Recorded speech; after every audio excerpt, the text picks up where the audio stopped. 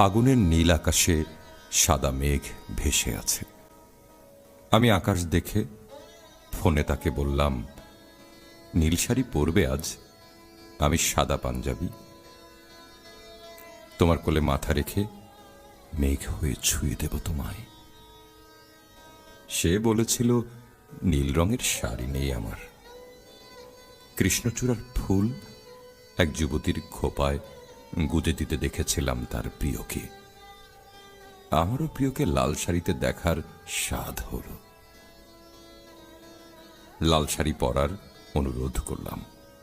ও বলল, লাল রঙের শাড়িটা আমি আমার বিয়েতে পরব, তাই তার স্বাদ আগেই নষ্ট করতে চাই না।